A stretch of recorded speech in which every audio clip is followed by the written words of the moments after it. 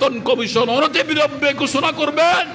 একই সাথে 1 থেকে 10 গ্রেডকে 15% মহার্ঘ ভাতা আর 11 থেকে 20 গ্রেড পর্যন্ত এই কর্মচারী থেকে 50% মহার্ঘ ভাতা অনতিবিলম্বে ঘোষণা করে। আপনারা সকলে মিডিয়াতে একটু অংশগ্রহণ করবেন। ডক্টর ইউনূসের নলেজে মিডিয়াতে যাওয়ার দরকার আমাদের কথাগুলা। আমরা বিগত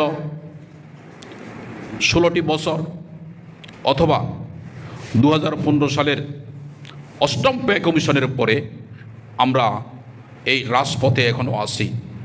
যদি ফ্যাসিস্ট সরকারের প্রধানমন্ত্রী শেখ হাসিনা সেই সময় বেতন ডবল করেছিল, এই ডবল করে দিয়ে 11 থেকে 22 গ্রেডের কর্মচারীদেরকে একটা আমলাদের সাথে মুখামুখি করে দিয়েছে। সে ফ্যাসিস্ট সরকার যে বৈষম্যটা তৈরি করেছিল 2015 সালের বেতন কমিশনে, আমরা রাজপথে সেদিন থেকে প্রতিবাদ করে আসছিলাম। দীর্ঘ 13 বছর আমরা শেখ হাসিনার দৃষ্টি আকর্ষণ করতে পারিনি। দীর্ঘ 13 বছর শেখ হাসিনার কোনো সিম্পেথি পাইনি। দীর্ঘ 13 বছর তার আমলাদের কোনো কথা আমরা তাদের কানে নিতে পারিনি। আমরা এই 13 বছর আমরা রাজপথে ছিলাম। কখনো মানববন্ধন, কখনো অবস্থান ধর্মঘট, কখনো বিভাগীয় মহাসমাবেশ, কখনো কেন্দ্রীয় সমাবেশ নিয়ে আমরা ছিলাম। এই মুহূর্তে অনেক সংগঠন আছে। আপনারা দেখেন, আমরা যখন কর্মসূচি নিয়ে বের হব, আমাদের বিরোধিতা করার জন্য সংগঠনের কোনো অভাব হবে না। একমাত্র বাংলাদেশ সরকারি কর্মচারী কল্যাণ ফেডারেশন মাঠে প্রথম থেকে এখন পর্যন্ত আমরা মাঠে আসি সাধারণ কর্মচারীদের পাওনা উদ্ধার করার জন্য। বাট অন্য সংগঠনগুলা যখন আমরা কর্মসূচি দেব, তারা পাল্টাপাল্টি কর্মসূচি দেবে। আমরা আবার শুরু করেছি অন্তর্বর্তীকালীন সরকারকে তার দৃষ্টিতে নেওয়ার জন্য, অবহিত করার জন্য। 11 থেকে 10 গ্রেডের কর্মচারীরা এখন তাদের যে বেতন পাচ্ছে, মাসে এই বেতনের টাকা দিয়ে 10 দিন চলে না।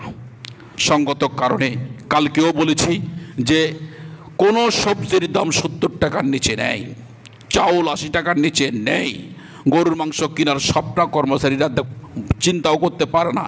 ইলিশ মাছ খাওয়া কবে খেয়েছে তা জানে না।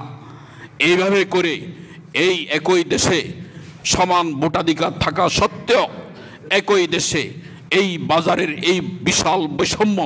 ডক্টর ইউনূস স্যার, আপনি সকল দিকে তাকাতে হবে, বাজারের দিকে তাকাতে হবে, কর্মচারীদের অবস্থান কি দেখতে হবে। না হয় আপনি যে সংস্কারের কাজে রেখেছেন, আমি মনে করি আপনার সংস্কার কাজ কর্মচারীদের বৈষম্যর সংস্কার কাজ দিয়ে শুরু করা উচিত। না হয় এই দেশে কিছুই হবে না। অন্তর্বর্তীকালীন সরকারের সংস্কার কাজ চলছে, সংস্কারের মধ্যে আমরা কেন পিছিয়ে রইলাম? ডক্টর ইউনূস স্যার, আপনার দৃষ্টি আকর্ষণ করছি, যে সমস্ত জনপ্রশাসনের নিয়ন্ত্রণে যাদের দুহাত দিয়ে উন্নয়ন চলে, যাদের দুহাত দিয়ে 18 কোটি মানুষের সেবা চলে, আপনি প্রথম সংস্কার তাদের বৈষম্য নিরসনের সংস্কার দিয়ে শুরু করার দরকার ছিল। এবং তাদের বেতন দিয়ে 10 দিন চলে না, সেখানে তাদের বেতন আপনি অন্তর্বর্তীকালীন সরকারের দিতে না পারলেও আপনি বেতন কমিশন অনতিবিলম্বে ঘোষণা করবেন। একই সাথে 1 থেকে 10 গ্রেডকে 15% মহার্ঘ ভাতা আর 11 থেকে 20 গ্রেড পর্যন্ত এই কর্মচারী থেকে 50% মহার্ঘ ভাতা অনতিবিলম্বে ঘোষণা করে আপনার কর্মের বৈষম্যের স্বচ্ছতার পরিচয় ঘোষণা দিবে।